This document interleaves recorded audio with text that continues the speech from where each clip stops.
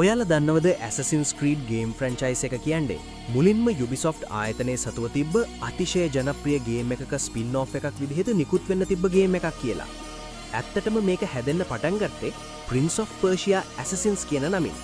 එතනදී අපිට සෙල්ලම් කරන්න ලැබෙන්න තිබ්බේ කුමාරයා විදිහට නෙවෙයි. කුමාරයාව ආරක්ෂා කරන කුලී හේවායෙක්. එහෙවත් නැත්නම් ඇසසින් කෙනෙක් විදිහටයි. ඒත් මේ ප්‍රොජෙක්ට් එකට කරපු පැට්‍රිස් ඩෙසිලේට ඕන වුණා කුමාරයෙක්ට වඩා හැෂැෂින්ස් කියන සැබෑ ඓතිහාසික කණ්ඩායම ගැන ගැඹුරින් කියන්න.